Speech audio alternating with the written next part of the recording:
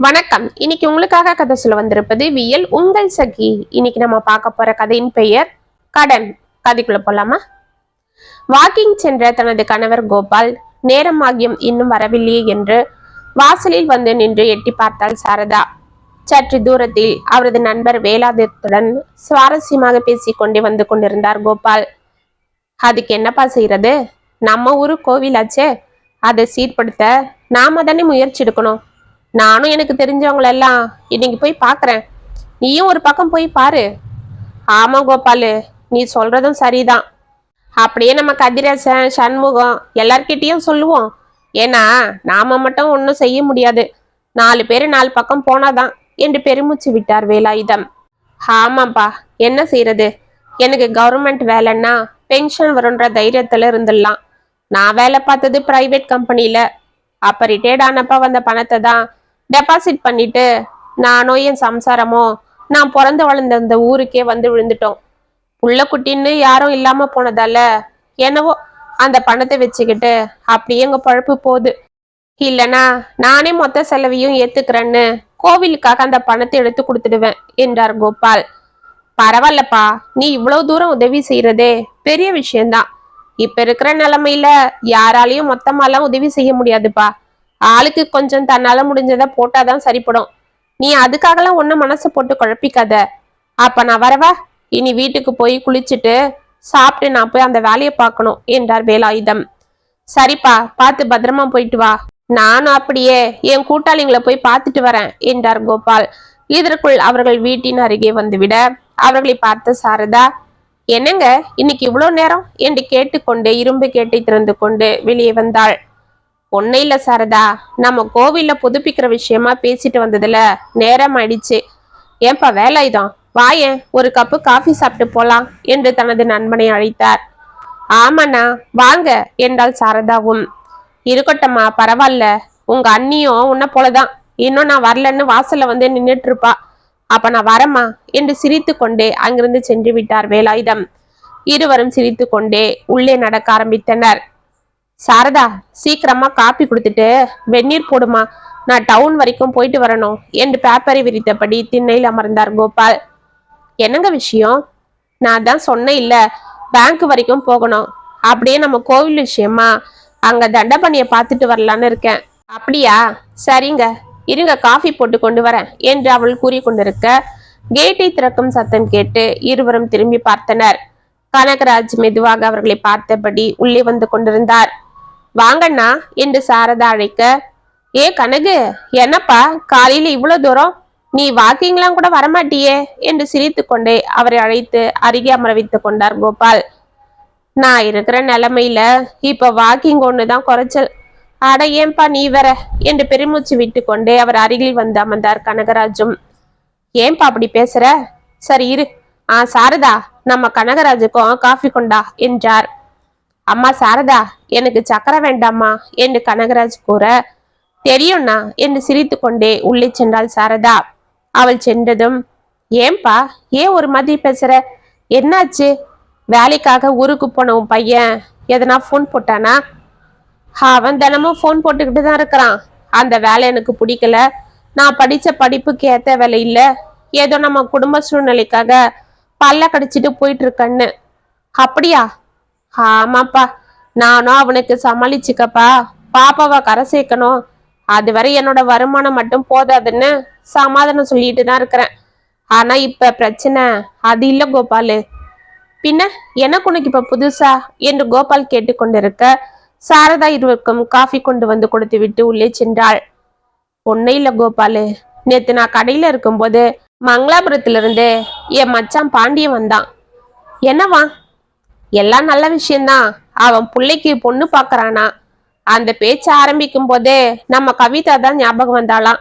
சரி, ஒரு எட்டு வந்து என்னை பார்த்துட்டு அப்படின்னு எதுன்னு கேட்டுட்டு போலாம். ஒருவேளை எனக்கோ நம்ம கவிதாவை அவன் பையனுக்கு கொடுக்குற எண்ணம் இருந்தா இப்படியே பேசி முடிவு பண்ணிடலான்னு வந்தானா. ஏன்னா நாளைக்கு அத்தை பொண்ணு இருக்கும்போது வெளியில எதுக்கு பொண்ணு எடுத்தேன்னு யாராவது கேட்டுடக்கூடாது இல்ல, அதுக்கு தானே சொன்னான். நானும் யோசிச்சு பார்த்தேன். அவங்க அக்கா போனதுல இருந்து அவங்க சைடு சொந்தன்னு யாரும் பெருசா வர்றதில்ல. எங்க பக்கமும் பெருசா சொல்லிக்கிறது போல பயலுங்க இல்ல. வீடு தேடி தானா வந்த சம்பந்தம். எனக்கு அந்த பையனை நல்லா தெரியும். ரொம்ப ஒழுக்கமான பையன். கவர்மெண்ட் பள்ளிக்கூடத்துல வாத்தியார் வேலை பார்க்கறான். அப்புறம் என்ன கணக்கு, பேசாம அவனுக்கே முடிச்சுடு. நம்ம சொந்த அக்கா பொண்ணுன்றதால உன் மச்சானோ குழந்தைய நல்லா பார்த்துப்பான் இல்ல? அதெல்லாம் சரிதான் கோபாலு. ஆனா என்னதான் சொந்த மச்சான் பையனா இருந்தாலும் கல்யாணம்னு வந்துட்டா எல்லாம் நம்ம மறுபடி செஞ்சு தானே ஆகணும். ஏ, அவ எதனா கேட்டானா? அப்படி கராரா ஒன்றும் கேட்கல. என் புள்ள கவர்மெண்ட் உத்தியோகத்துல இருக்கிறதால அவனுக்கு பொண்ணு கொடுக்க நான் இன்னும் போட்டி போடுறாங்க. அவங்க ஊர்லயே யாரோ பெரிய மனுஷன் 50 பவுன் நகை போட்டு 2 ஏக்கரா நிலம் கொடுக்கறதா சொன்னாங்களாம். அதெல்லாம் விட்டுட்டு நான் இங்க வந்தேன்னா நம்ம சொந்தம் விட்டுடக்கூடாதுன்னு தான் பாக்குறேன்னு சொல்றான். அதுவும் இல்லாம என் புள்ள நல்லா படிச்சுட்டு வேலைக்கு சென்னைக்கு போயிருக்கான்னு நினைப்போம் அவன் மனசுல இருக்கு. அவன் என்னவோ நல்லா சம்பாதிக்கிறான், நானும் இங்க மளிகை கடையில நல்லா சம்பாதிக்கிறேன்னு அவனுக்கு கணக்கு இருக்கும் போல இருக்கு. இதெல்லாம் வச்சுக்கிட்டு தான் வார்த்தைகளை விடுறான். ஆனா நானே என் புள்ள படிப்புக்கு வாங்கின கடன் அடைக்கப்படாத பாடுபட்டு இருக்கிறேன். என் புள்ளியும் இப்பதான் வேலைக்கு போறான்.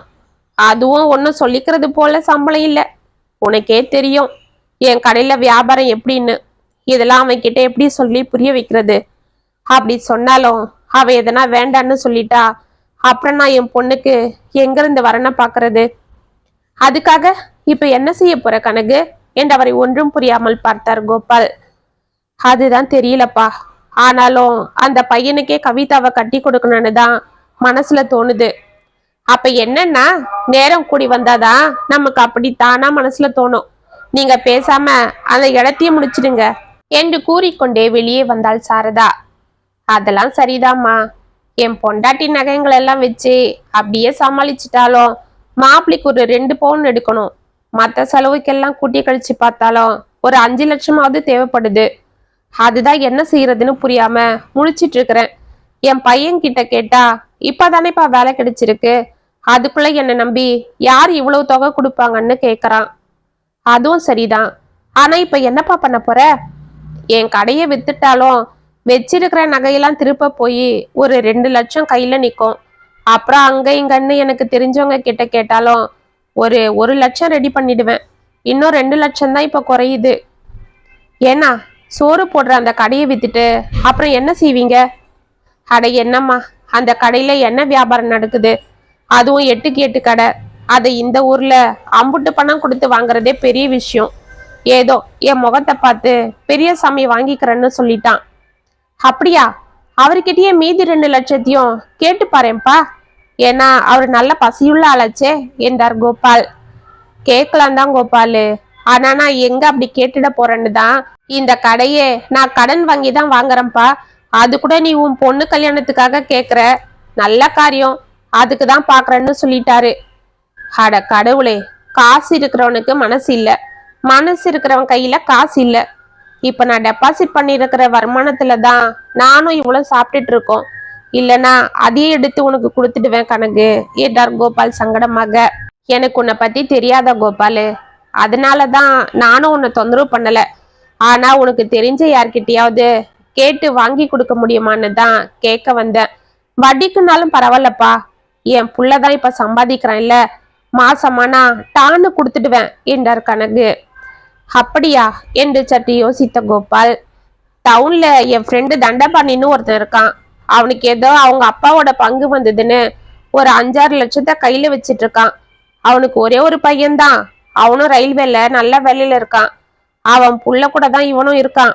ஒரு காலத்துல அவன் நல்லா பொழைச்சவன் தான். அப்பவே பிள்ளைக்கு வீடு எல்லாம் கட்டி கொடுத்துட்டான்.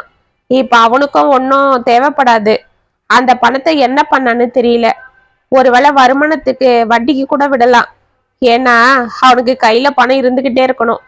அதுதான் அந்த பணத்தை எதனா வட்டிக்கு விடுறானான்னு தெரியல. எதுக்கும் நான் இப்ப டவுனுக்கு தான் போறேன். அப்படியே அவனை போய் பாக்குறேனே. கனகராஜின் முகம் சந்தோஷத்தில் மலர்ந்தது. அப்படியா? அப்ப சரிப்பா, உடனே போய் கேட்டுப்பாரு. எவ்வளவு வட்டியா இருந்தாலும் பரவாயில்ல.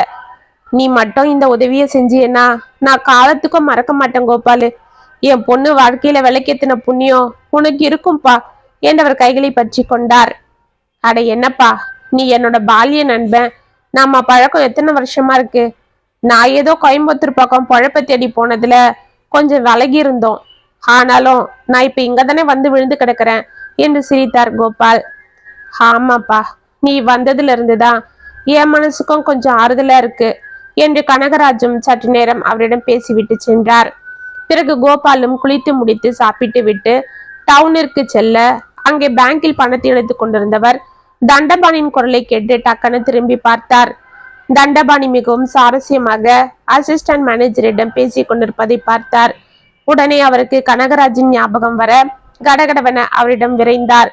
தண்டபாணியும் அவரை பார்த்து ஆச்சரியப்பட இருவரும் பேசிக்கொண்டே வெளியே வந்து ஒரு கூல்ட்ரிங்க்ஸ் கடையில் அமர்ந்து சாத்துக்குடி ஜூஸுக்கு ஆர்டர் கொடுத்து விட்டு அங்கிருந்த சேரில் அமர்ந்தனர்.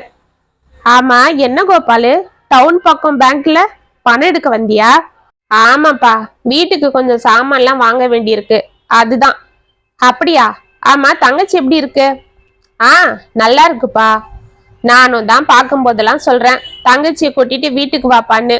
நீ தான் வரவே மாட்டேன்ற என்று கடைக்காரர் கொடுத்த ஜூஸை வாங்கி தனது நண்பனுக்கு ஒன்று கொடுத்து விட்டு அவரும் குடிக்க ஆரம்பித்தார் தண்டபாணி. எங்கப்பா, ஒரே வெயிலா இருக்கு. அவளுக்கும் கால்வலின்னு சொல்லிட்டே இருக்கிறா. அவளெல்லாம் பஸ்ல கூட்டிட்டு வர்றது முடியாது. அதுதான் நானே எல்லாத்துக்கும் போயிட்டு வந்துடுவேன். ஆமா, உன் புள்ள எப்படி இருக்கான்? உன் மருமக எப்படி இருக்கா? பேர பசங்களா நல்லா இருக்காங்களா? அவங்களுக்கு என்ன, நல்லா இருக்காங்க என்று சலித்து கொண்டார். ஏன்பா ஒரு மாதிரி பேசுற? அட, என்னத்த கோபாலு சொல்றது? ஏன்பா, உன் மகன் உன்னை நல்லா தானே பாத்துக்கிறான்? பாத்துக்கிறான். என்ன இருந்தாலும் பொண்டாட்டி இருந்தாதான் ஆம்பளைங்களுக்கு கடைசி காலத்துல மரியாதைலாம். இல்லைன்னா பெத்த பிள்ளைங்களே நம்மள பாரமா தான் பாக்குறாங்க. என்னதான் நம்ம சொத்து சேர்த்து கொடுத்தாலும் இப்ப வருமானம் இல்லைன்னா மதிக்கிறது இல்ல. அடடா, அப்படியா? நீ ஏதோ கமிஷன் வேலை பார்த்துட்டு இருந்தியே, அதுலயே உனக்கு நல்ல வருமானம் தானே? அதெல்லாம் அப்ப கோபாலு, உடம்புல தெம்பு இருந்தது, ஓடிக்கிட்டு இருந்தேன். இப்பெல்லாம் ஒண்ணும் முடியல. என் பொண்டாட்டி இருந்த வரைக்கும் அவ வேலைக்கு எனக்கு ஏத்தா போல சமைச்சு கொடுக்கறதும் மருந்துகளை கொடுக்கறதுன்னு பாத்துக்கிட்டா. இப்ப மருமக கிட்ட அதெல்லாம் நாம எதிர்பார்க்க முடியுமா? அவங்க சின்ன பசங்க, அவங்களுக்கு ஏத்தா போல மசாலா அது இதுன்னு காரசாரமா சமைச்சிக்கிறாங்க. எனக்காக தனியா செஞ்சு கொடுமான்னு கேட்கவும் முடியல. அதுதான் அவங்க போடுறதை தின்னுட்டு கிடந்தேன். இப்ப அது சுகரு பிரஷர்னு எல்லாத்தையும் ஏத்தி விட்டுடுச்சு. அடிக்கடி மயக்கம் வேற வருது. அப்படியா? உன் பிள்ளைகிட்ட சொல்லி டாக்டரை போய் பார்க்க வேண்டியது தானே? அட போப்பா, நீ வேற. அப்படியே இருக்கிற வரைக்கும் இருந்துட்டு போக வேண்டியதுதான். அதுதான் கையில இருக்கிற காசை பத்திரமா வச்சிட்டு இருக்கிறேன். அதுதான் என் பங்கு வந்ததே, அந்த 5 லட்சம், அத சொல்றேன்.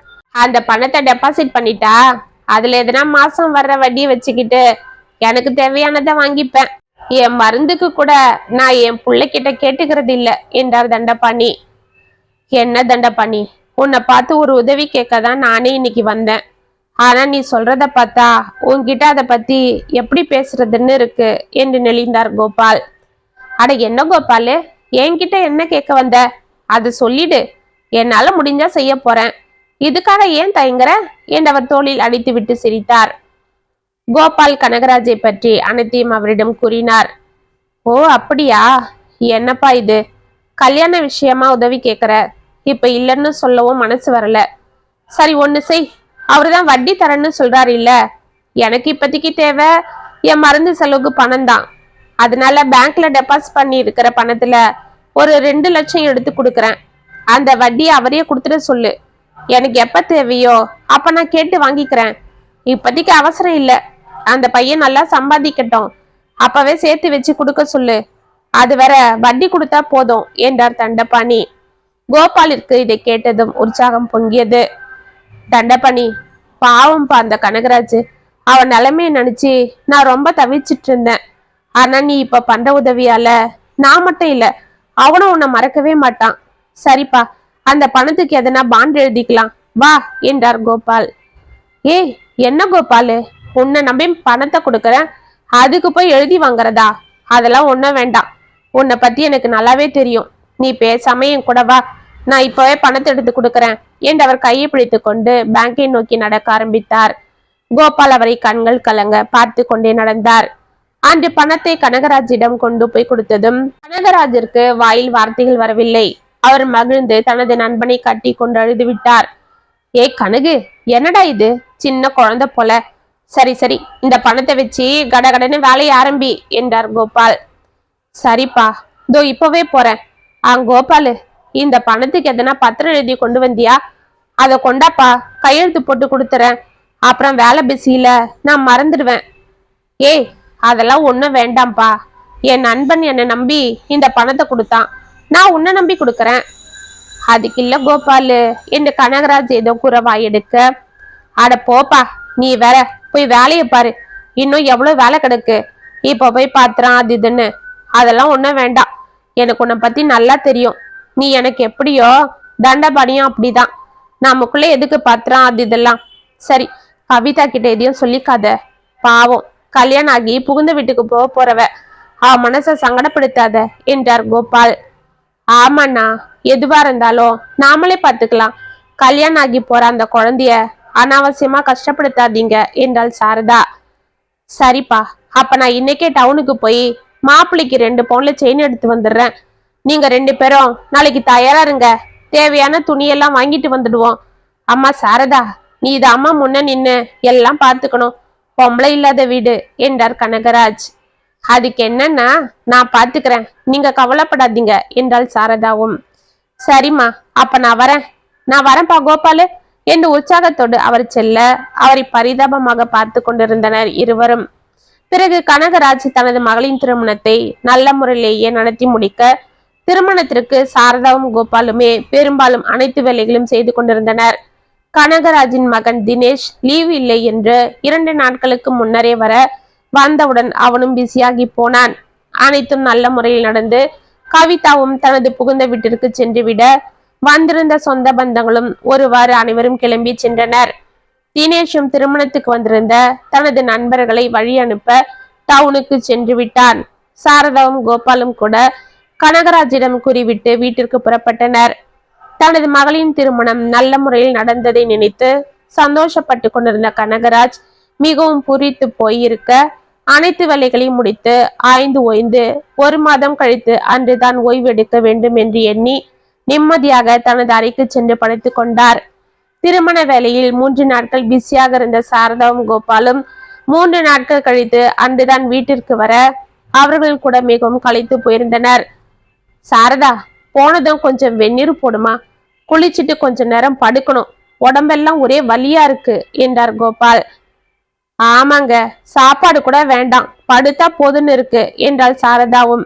இருவரும் பேசிக்கொண்டே கதவை திறந்து கொண்டிருக்க, கோபாலு கோபாலு என்று பதறிக்கொண்டு வேலாயுதம் அங்கு ஓடி வந்தார். என்ன வேலாயுதம், ஏன் இப்படி ஓடி வர என்று கோபால் ஒன்றும் புரியாமல் அவரை பார்க்க, கோபாலு, நம்ம கனகு போயிட்டான்ப்பா என்று அழ ஆரம்பித்தார். இதை கேட்டு சாரதாவும் கோபாலும் ஆடி போக, ஏய் என்னப்பா சொல்ற, இப்பதானே நாங்க அவங்கிட்ட சொல்லிட்டு வரோம் என்றார் நடுங்கும் குரலில். ஆமாம் கோபாலு, எல்லாரையும் அனுப்பிட்டு அலுப்பா இருக்கேன்னு உள்ள படுக்க போனான் போல இருக்கு. பொண்ணுக்கு கல்யாணம் பண்ண திருப்தியிலேயே அப்படியே போய் சேர்ந்துட்டான். அவன் புள்ளையும் பக்கத்துல இல்ல. நம்ம குப்புசாமி பொண்டாட்டி நேத்து ஏதோ சாப்பாடு கொண்டு போனாலாம், அந்த பாத்திரத்தை திருப்பி கொடுக்க போயிருக்கா. அப்ப பார்த்துட்டு ஓடி வந்து சொல்லியிருக்கா. அட கடவுளே என்று அதிர்ந்து அப்படியே திண்ணையில் அமர்ந்தார் கோபால். பிறகு அனைத்து முடிந்து தனது தந்தைக்கு செய்ய வேண்டிய இறுதி கடமைகளையும் செய்துவிட்டு வீட்டிற்கு வந்த தினேஷ் இடிந்து போய் அமர்ந்திருக்க, அவனது தங்கை திருமணத்திற்கு கனகராஜிடம் கடனுக்கு பணத்தை கொடுத்த அனைவரும் அவனிடம் பத்திரத்தை கொண்டு வந்து கொடுத்து பணத்திற்காக கேட்டு கொண்டிருந்தனர். அவர்களிடம் ஏதோ கூறி சமாளித்துக் கொண்டிருந்தான் தினேஷ். இதையெல்லாம் வெளியில் இருந்து பார்த்து கொண்டிருந்த கோபாலிற்கு மனது பதறியது. கவிதாவை சமாதானம் செய்து கொண்டிருந்த சாரதா அவரை பார்த்துவிட்டு மெதுவாக எழுந்து அவர் அருகில் வந்தாள். என்னங்க, ஏன் ஒரு மாதிரி இருக்கீங்க என்று கேட்டாள். ஒண்ணு இல்ல என்றவர் தடுமாற, ஏங்க, அந்த அண்ணாக்கு பணத்தை கொடுத்தவங்க எல்லாம் தினேஷ் கிட்ட பேசிட்டு இருக்காங்க. நாமளும் அந்த அண்ணாக்கு 2 லட்சம் வாங்கி கொடுத்தமே, அதை பத்தி தினேஷ் கிட்ட நீங்களும் ஒரு வார்த்தை கேட்டு பாருங்களேன். ஏன்னா நீங்க எதையும் எழுதியும் வாங்கல. அந்த அண்ணா கல்யாண பிஸியில அவன்கிட்ட சொன்னாரான்னு கூட தெரியல. ஏன்னா அவனும் கல்யாணத்துக்கு 2 நாளுக்கு முன்னாடி தானே வந்தான். நாமளும் அப்ப இருந்த வேலையில ஒன்னும் கேட்டுக்கல. இப்ப தண்டபாணி அண்ணாக்கு வட்டியும் கொடுக்க வேண்டியிருக்கு என்றாள் சாரதா. ஆமா சாரதா, ஆனா பாவம், இப்பதான் அங்க இங்கன்னு பணத்தை புரட்டி அந்த பொண்ணு கல்யாணத்தை நடத்தி முடிச்சாங்க. அதுக்கு போட்ட பந்தலே இன்னும் கழட்டல. அதுக்குள்ள இவனுக்கு பந்தல் போட வேண்டியதாயிடுச்சு. இப்ப அதையே அந்த பையனால தாங்க முடியாம தவிச்சிட்டு இருக்கிறான். இப்ப போய் நாம எப்படி பணத்தை கேக்குறது? ஏங்க, இப்ப யாரு பணத்தை கேட்க சொன்னது? அந்த தண்டபணி அண்ணாதான் பணம் இப்பத்திக்கு வேண்டாம், கரெக்டா வட்டி கொடுத்தா போதுன்னு சொன்னாரு இல்ல? ஆமா சாரதா, ஆனா தினேஷ் அவங்க அப்பனாட்டம் தான், நல்ல பையன், அதெல்லாம் கரெக்டா கொடுத்துடுவான். சரிங்க, ஆனா அந்த பணத்தை பத்தி அன்னை இவங்கிட்ட சொன்னாரான்னு தான் தெரியலையே. எதுக்கும் நீங்க ஒரு பேச்சு சொல்லிட்டீங்கன்னா எல்லாம் தெரிஞ்சிடும், அப்புறம் நாமளும் நிம்மதியா இருக்கலாம் என்றாள் சாரதா தயங்கி கொண்டு. அவள் கூறுவதும் சரியெனப்பட கோபால் தயங்கிக் கொண்டே தினேஷிடம் சென்றார். தலையில் கையை வைத்துக் கொண்டு அமர்ந்திருந்த தினேஷ் அவரை நிமிர்ந்து பார்த்துவிட்டு, வாங்க மாமா, பாத்தீங்களா மாமா என்னோட நிலைமைய என்று எழுந்து வந்து அவரை கட்டி கொண்டு ஓவென கதறினான். தன் நிலைமையை நினைத்து நொந்து போவதா, இல்லை அவன் நிலைமையை நினைத்து அவனுக்கு சமாதானம் செய்வதா என்று புரியாமல் கோபால் அதிர்ந்து நின்றார். மாமா, அப்பாவை கொண்டு போய் இன்னும் முழுசா 1 மணி நேரம் கூட ஆகல, அதுக்குள்ள கடன்காரங்க என் கழுத்தை பிடிக்கிறாங்க. என் படிப்புக்கு வாங்கின பணம், கவிதா கல்யாணத்துக்கு வாங்கின கடன் எல்லாம் ஒரே சமயத்துல கட்ட நான் எங்க மாமா போவேன் சொல்லுங்க? இதுல சில பேரு பத்திரமே இல்லாம உங்க அப்பாக்கு நானும் பணத்தை கொடுத்துருக்கேன்னு வந்து நிக்கிறாங்க. எரியற வீட்டுல புடுங்கிறது வர லாபம்னு இப்படி அவங்க பண்றதுதான் எனக்கு வேதனையா இருக்கு. ஆனாலும் இப்படிலாம் கேக்குறது வெளியாள் இல்ல, எங்க அப்பாவோட நெருங்கிய சொந்தமோ அவரோட நண்பர்களும் தான் என்று விம்மினான். தினேஷ், என்னப்பா சொல்ற என்று கோபால் தடுமாறி கொண்டே கேட்க, ஆமா மாமா, அப்பா தனக்கு பணத்தை கொடுத்தவங்க பேரு தொகைலாம் இதோ இந்த டைரியில எழுதியிருக்காரு, மீதிலாம் பாண்டா எழுதி கொடுத்திருக்காரு. இதுல இருக்கிறதே என்னால் இப்பத்திக்கு செட்டில் பண்ண முடியாது, அதுக்குதான் அவங்க கிட்ட டைம் கேட்டுட்டு இருக்கேன். இதுக்கு நடுவுல இவங்க வேற இப்படி கொள்ளையடிக்க பாக்குறாங்க. இதுதான் அவங்க எங்க அப்பா கிட்ட வச்சிட்டு இருந்த நட்போட அழகா என்று அழுது கொண்டே கேட்டான். இதற்குள் தினேஷை யாரோ அழைக்க அவன் வெளியே சென்றதும் அந்த டைரி எடுத்து வேகமாக புரட்டி பார்த்தார் கோபால். ஆனால் அதில் கோபாலிடம் பணம் வாங்கியபடி எந்த குறிப்பும் இல்லாமல் போக அவர் அப்படி இடிந்து போய் அமர்ந்தார். 3 நாட்களாக அவர் சாப்பிடாமல் கொள்ளாமல் எதையோ யோசித்துக் கொண்டே ஈசி சாரில் அமர்ந்திருக்க, அன்று தட்டில் 2 இட்லியை வைத்து எடுத்துக்கொண்டு அவர் அருகில் வந்து அமர்ந்த சாரதா, என்னங்க, என்ன இது, இன்னும் எத்தனை நாளைக்கு தான் இப்படியே உட்காந்துட்டு இருக்க போறீங்க? இன்னைக்காவது ஒரு வாய் சாப்பிடுங்க. அதுதான் அந்த தண்டபண்ணி அண்ணாக்கு நீங்களே வட்டி கட்டிட்டீங்களே, அப்புறம் என்ன என்று கேட்டாள். அவள் மெதுவாக திரும்பி பார்த்த கோபால், என்னம்மா, வெறும் வட்டி பண்ணனா எப்படியோ நம்ம சமாளிச்சு கட்டிக்கலாம், ஆனா வந்து திடுதிப்புன்னு பணத்தை கேட்டுட்டா என்ன செய்யறது என்று மெதுவாக கேட்டார். ஏங்க, தினேஷ் கிட்ட நீங்க பேசிதான் பாருங்களேன், அவன் உங்களை கண்டிப்பா தப்பா நினைக்க மாட்டான். இல்லம்மா, அன்னைக்கு அவன் சொன்ன வார்த்தை என் மனசுல சுருக்குன்னு குத்திச்சு. சில பேர் அவனை இந்நேரம் மோசம் பண்ணி பணத்தை புடுங்க சூழ்ச்சி பண்றாங்க. இந்த நேரத்துல நான் உண்மைய சொன்னாலும் அதுக்கு சாட்சி இல்லை. அதனால நொந்து போய் இருக்கிற அந்த பையன் என்னையும் அவங்கள போல தப்பா நினைச்சிட்டா அப்புறம் நான் இத்தனை நாள் என் நண்பன் கிட்ட உண்மையா இருந்ததெல்லாம் ஒரு நிமிஷத்துல கெட்டு போயிடும். அதோட எங்க இத்தனை வருஷம் நட்புக்கும் எந்த அர்த்தமும் இல்லாம போயிடும். எங்க, அதுக்காக நம்ம பணத்தை ஏண்டவள் கூறிக்கொண்டிருக்க? மாமா என்ற தினேஷின் குரல் கேட்டது. இருவரும் எழுந்து கொள்ள அதற்குள் தினேஷ் அவனது தங்கை கவிதாவும் உள்ளே வந்தனர். அவர்களது சோர்ந்து போன முகத்தை பார்த்து இருவருக்கும் மனது பதறியது. ஐயா, வாயா, வாமா கவிதா என்று இருவரையும் அழைத்து அங்கிருந்த சேரில் அமரும்படி கூறினார் கோபால். நீங்களும் உட்காருங்க மாமா என்று தினேஷ் ஒரு சேரில் அமர்ந்து கொண்டு அருகே இருந்த சேரில் கோபாலை அமரும்படி கையை காட்டினான். கோபால் அவன் அருகே அமர கவிதா சாரதாவின் அருகே போய் நின்று கொண்டாள். சாரதா அவளை அணைத்தபடி தனது தோளில் சாய்த்து கொண்டாள். மாமா, கவிதாவை இன்னைக்கு அவங்க ஊருக்கு கூட்டிட்டு போய் விட்டுட்டு நான் நாளைக்கு அங்கிருந்து சென்னைக்கு போறேன் மாமா. எனக்கு லீவ் இல்லை, இப்பவே ஆபீஸ்ல இருந்து போன் வந்துகிட்டே இருக்கு என்றான் தினேஷ். அப்படியாப்பா, அப்ப சரிப்பா, பார்த்து பத்திரமா போயிட்டு வா என்றார் கோபால். சரி மாமா, நான் ஊருக்கு போனதும் அப்பா பணம் வாங்கியிருந்தவங்களுக்கு எல்லாம் வட்டி பணம் அனுப்புறேன், நீங்களே அதை பார்த்து கொடுத்துடுங்க மாமா என்றான். சரிப்பா, கொடுத்துடுறேன் என்று கூறிக்கொண்டே சாரதாவை பார்த்தார் கோபால். இப்பொழுதாவது சொல்லிவிடுங்கள் என்பது போல் சாரதா அவரை பார்க்க அது தன்னால் முடியாது என்று ஜாடையாலேயே அவளுக்கு பதில் கூறி கொண்டிருந்தார். மாமா, அத்தை, என் ஆசீர்வாதம் பண்ணுங்க என்று கவிதா அவர்கள் காலில் விழ அவளது பரிதாபமான நிலைமையை பார்த்து பதறிய சாரதாவும் கோபாலும் அவளை வாழ்த்தினர். சாரதா அவளுக்கு புது புடவை வைத்து கொடுக்க அதை வாங்கி கொண்டு தனது அண்ணனோடு புறப்பட்டாள் கவிதா. இருவரும் அவர்களை வழி அனுப்பிவிட்டு சோர்ந்து போய் திண்ணையில் அமர்ந்தனர். இப்படியே ஒரு வருடம் உருண்டோட தினேஷ் மாதம் வட்டி பணத்தை கோபாலின் அக்கவுண்டிற்கு சரியாக அனுப்பிவிடுவான். கோபாலும் இங்கு தர வேண்டியவர்களுக்கு கொடுத்து கொண்டிருந்தார். ஆனால் தண்டபாணிக்கு அவரே வட்டி பணத்தை கொடுத்து கொண்டிருந்தார். அன்று காலை அவர் வாக்கிங் சென்று விட்டு வீட்டிற்கு வந்து கொண்டிருக்க தண்டபாணி போன் செய்து தனக்கு உடல்நிலை மிகவும் மோசமாகி போனதாகவும் 2 முறை நெஞ்சுவலி வந்து ஹாஸ்பிட்டலில் சேர்த்து விட்டதாகவும் இதயத்தில் அடைப்பு இருப்பதால் இம்முறை கண்டிப்பாக ஆபரேஷன் செய்ய வேண்டும் என்றும் அதற்கு பணம் தேவைப்படுகிறது, எப்படியாவது எனக்கு அந்த பணத்தை திருப்பி கொடுத்து விடு என்று கோபாலிடம் கூற கோபாலிற்கு ஒன்றும் புரியாமல் அதிர்ந்து போனார். இப்ப என்னங்க செய்யறது? அந்த அண்ணன் பாவம் ஏதோ நம்ம முகத்தை பார்த்து உதவி பண்ணாரு. இப்ப அவருக்கு ஒரு ஆபத்துன்னும் போது நாம் அதை கொடுத்துதானே ஆகணும் என்றாள் சாரதா. ஆமா சாரதா, அதுதான் என்ன செய்யறதுன்னு யோசிக்கிறேன்.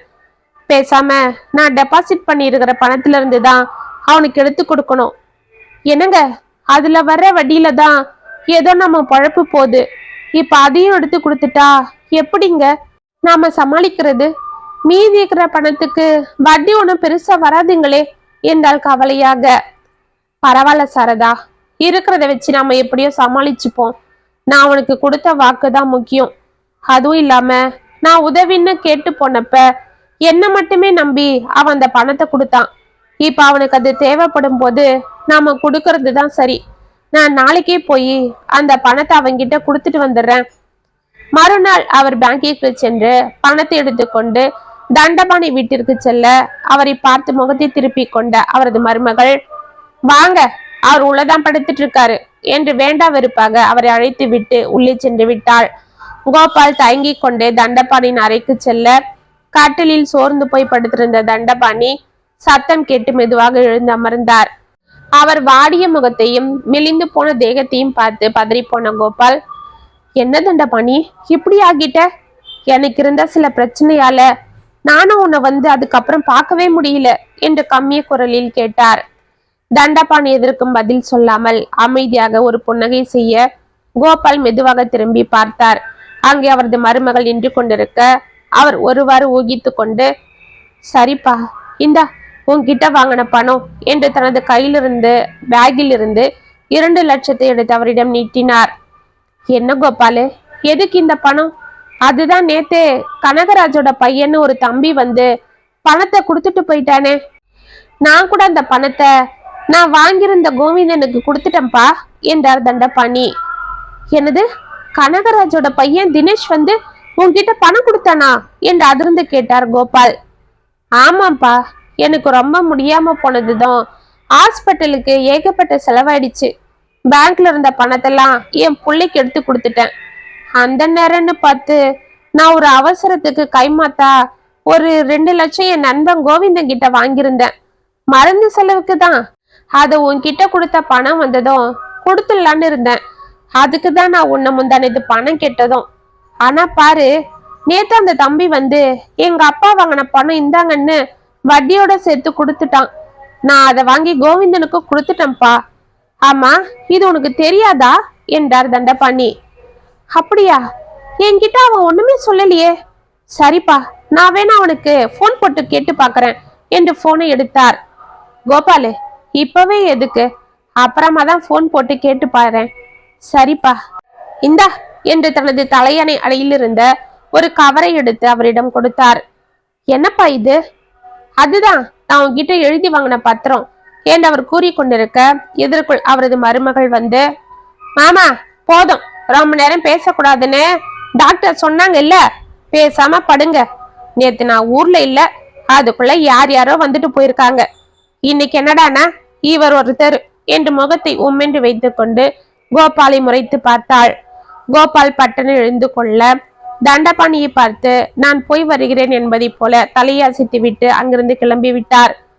வழி முழுவதும் அவர் மனது தண்டபாணியை பற்றி யோசித்துக் கொண்டிருந்தது. இவ்வளவு நல்ல மனிதருக்கு மகனும் மருமகளும் இப்படி வந்து வாய்த்திருப்பதை நினைத்து அவர் வேதனையோடு வீட்டிற்கு வந்து சேர அவரை பார்த்த சாரதா, என்னங்க இப்பதான் வரீங்களா? வாங்க வாங்க, நம்ம தினேஷ் தம்பி இப்பதான் வந்திருக்கான், உங்களை பத்தி தான் கேட்டுட்டு இருந்தான் என்று கூறினாள். அப்பொழுதுதான் தினேஷ் தண்டபாணிக்கு பணத்தை கொடுத்தது கோபாலுக்கு ஞாபகம் வர பரபரப்பாக உள்ளே உடைய கோபால் அங்கு சேரில் அமர்ந்திருந்த தினேஷை பார்த்துவிட்டு, பாப்பா தினேஷ், என்னப்பா இது, நீ நேத்தே வந்துட்டியா? எனக்கு தெரியவே தெரியாதே. ஆமா, நீ நேத்து தண்டபாணிக்கு பணத்தை கொடுத்துட்டியாமே, இப்பதான் அவன் எனக்கு சொன்னான். ஆமா தம்பி, உனக்கு எப்படி நான் தண்டபாணிக்கிட்ட இருந்து உங்க அப்பாவுக்கு பணம் வாங்கி கொடுத்தது தெரிஞ்சது என்று படப்படவென மூச்சு விடாமல் கேட்டு நிறுத்தினார். அவரை ஆச்சரியமாக பார்த்து கொண்டிருந்த தினேஷ், மாமா என்ன மாமா சொல்றீங்க? நீங்க அப்பாவுக்கு பணம் வாங்கி கொடுத்திருக்கீங்களா? யார்கிட்ட, எவ்வளவு என்று கேட்டான். கோபால் அதிர்ந்து போய் சாரதாவை பார்க்க சாரதாவும் ஒன்றும் புரியாமல் அவரை பார்த்தாள். என்ன மாமா சொல்லுங்க, அப்பாக்கு எவ்வளவு பணம் வாங்கி கொடுத்தீங்க? ஆமா, யார் இந்த தண்டபாணி என்று மீண்டும் கேட்டான். கோபால் நடந்ததை அவனிடம் கூற, அப்படியா, என்ன மாமா இது, நீங்க இதை அப்பவே என்கிட்ட சொல்லி இருக்கலாமே. மத்தவங்க போலவா நான் உங்களை நினைச்சிருப்பேன். ஆனாலும் இப்ப ஒன்னும் பிரச்சனை இல்லை. இப்ப எனக்கு வேற ஒரு நல்ல வேலை கிடைச்சிருக்கு, சம்பளமும் கூட வருது. எனக்கு பேங்க்லயும் லோன் கொடுத்தாங்க. அந்த பணத்தை வாங்கித்தான் மொத்த கடனும் அடைச்சிடலான்னு வந்தேன். இப்ப இதுல மீதி 1 லட்சம் மீந்திருக்கு மாமா, இதை இப்பத்திக்கு வச்சுக்கோங்க. இன்னும் 2 மாசத்துல மீதியை கொடுத்துறேன் என்றான் தினேஷ். அந்த பணத்தை வாங்கி கொண்டு அதிர்ந்து நின்ற கோபால், அப்பன்னா நீ தண்டபாணி கிட்ட நேத்து அந்த பணத்தை கொடுக்கவே இல்லையா தினேஷ் என்று கேட்டார். எனக்கு அவர் யாருன்னே தெரியாது மாமா. நான் இன்னைக்கு காலையில தான் இங்க வந்தேன்.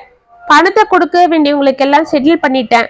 நீங்க டவுனுக்கு போயிருக்கிறதா அத்தை சொன்னாங்க. அதனால தான் நானே எல்லாருக்கும் கொடுத்துட்டு வந்துட்டேன். இப்பதான் வந்தேன். சரி, நான் கிளம்புறேன் மாமா, நேரமாச்சு, நாளைக்கு நான் டியூட்டிக்கு போகணும் என்று கூறிவிட்டு சென்று விட்டான். கோபால் அந்த பணத்தை வைத்துக் கொண்டு அதிர்ந்து நின்றிருக்க, என்னங்க என்ன இது, எனக்கு ஒண்ணுமே புரியலையே. நீங்க என்னவோ தண்டபாணி அண்ணனுக்கு தினேஷ் பணத்தை கொடுத்ததா சொல்றீங்க, தினேஷ் என்னவோ அவர் எனக்கு தெரியவே தெரியாதுன்னு சொல்றான், என்னங்க இது என்று கேட்டாள். கோபால் அவளிடம் அன்று நடந்ததை கூறிக்கொண்டிருக்க அப்பொழுதுதான் தண்டபாணி பணத்திற்காக எழுதிய பத்திரம் என்று ஒரு கவரை அவரிடம் கொடுத்தது ஞாபகம் வந்தது. சாரதா, தண்டபாணி என்கிட்ட ஒரு கவரை கொடுத்தாமா, நான் உனக்கு பத்திரம் எழுதி கொடுத்ததா கூட சொன்னான். ஆனா எனக்கு ஞாபகம் இருந்த வரைக்கும் அப்படி எதுவும் அவன் எழுதி கொடுக்கல என்றார் கோபால் சந்தேகமாக. அப்படின்னா அது என்னன்னு படிச்சுதான் பாருங்களேன், அப்ப தெரிஞ்சிட போது என்று சாரதா கூற உடனே பையில் இருந்த அந்த கவரை எடுத்து அவசரமாக பிரித்தார். எனது உயிர் நண்பன் கோபாலிற்கு தண்டபாணி எழுதுவது, நான் உன்னிடம் கொடுத்திருந்த 2 லட்சத்தை நீ எனக்கு தர வேண்டாம். ஏனென்றால் அந்த பணத்தை வைத்து நான் ஆபரேஷன் செய்து கொண்டு மீண்டும் இந்த நன்றி கெட்டவர்களிடம் அவதிப்பட விரும்பவில்லை. ஆம், என் மகனும் மருமகளும் என்னிடம் இருந்த பணத்தை கேட்டு 6 மாதங்களாக என்னை மிரட்டி கொண்டிருந்தனர். பேங்கில் இருந்த 3 லட்சத்தை வாங்கி கொண்டும் அவர்களுக்கு போதவில்லை. என் மகனுக்கு நான் சேர்த்து கொடுத்த சொத்து போதாதென்று என் வைத்தியத்திற்காக வைத்திருந்த பணத்தையும் வாங்கி கொண்டு எனக்கு ஆபரேஷன் செய்யாமல் விட்டுவிட அவன் போட்ட திட்டத்தை நான் நேற்றுதான் தெரிந்து கொண்டேன். நீ இந்த பணத்தை கொண்டு வந்து கொடுத்தாலும் அது எனக்கு பயன்படாது.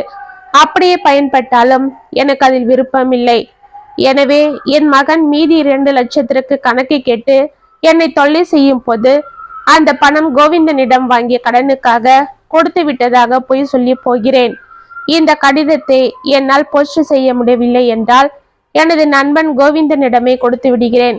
அவன் உன்னிடம் சேர்ப்பிப்பான். அந்த பணத்தை மீண்டும் எடுத்துக்கொண்டு இங்கு வராதே. அந்த பணத்தை புரட்ட முடியவில்லை என்றால் அது அந்த கனகராசுவின் மகளுக்கே நான் உதவியதாக இருந்துவிட்டு போகட்டும் என்று எழுதியிருக்க அதை படித்ததும் கோபால் கண்களிலிருந்து கண்ணீர் வடிந்தது. என்னங்க இது, இப்படி எழுதியிருக்காரு? பாவம், அவர் உங்களுக்காக எழுதின லெட்டரை போஸ்ட் செய்யறதுக்கு முன்னாடியே நீங்க அங்க போனதால அதை உங்ககிட்டயே கொடுத்துட்டார் போல இருக்கு என்றாள் சாரதா. ஆமா சாரதா, அதுக்குதான் இங்க படிக்காத, அப்புறமா நிதானமா படின்னு சொன்னான் போல இருக்கு. ஏன்னா அவனோட மருமக அங்க இருந்தா. ஆமாங்க என்று சாரதா கூற இதற்குள் கோபாலின் செல்போன் ஒலித்தது. அதில் ஏதோ புது எண் இருக்க அவசரமாக போனை எடுத்தார். ஹலோ, நீங்க கோபாலுங்களா? நான் தண்டபாணியோட நண்பன் கோவிந்தன். தண்டபாணி கொஞ்ச நேரத்துக்கு முன்னாடி இறந்துட்டான் சார். அவன் கடைசியா என்னை பார்க்கும்போது உங்க நம்பரை என்கிட்ட கொடுத்துருந்தான். உங்களை பத்தி ஏதோ சொல்லணும்னு என்னை வர சொல்லியிருந்தான். நேத்து என்னால போக முடியல, இன்னைக்குதான் போலான்னு இருந்தேன். ஆனா அதுக்குள்ள இப்படி ஆயிடுச்சு என்று அவர் கூற கோபால் அதிர்ந்து போனார். 2 மாதங்கள் சென்றது. தினேஷ் பாக்கி இருந்த 1 லட்சத்தை கோபாலிற்கு அனுப்பி வைக்க அந்த 2 லட்சத்தை எடுத்துக்கொண்டு கோவில் பராமரிப்பு பணிக்கு தண்டபாணியின் பேரில் 1 லட்சமும் அனாதை இல்லத்திற்கு 1 லட்சமும் நன்கொடையாக வழங்கினர் சாரதாவும் கோபாலும். இத்துடன் கடன் கதை முற்றும். உங்களுக்கு ஆறு எழுதுன இந்த கதை உங்களுக்கு பிடிச்சிருந்தா கமெண்ட்ஸ்ல சொல்லுங்க, லைக் பண்ணுங்க, ஷேர் பண்ணுங்க, மறக்காம சப்ஸ்கிரைப் பண்ணிக்கோங்க. மீண்டும் நாளைக்கு வேற ஒரு சுவாரஸ்யமான கதையோட உங்களை சந்திக்கிறேன். அது வரைக்கும் இணைப்பிலே இருங்க. இப்படிக்கு வியல் உங்கள் சகி.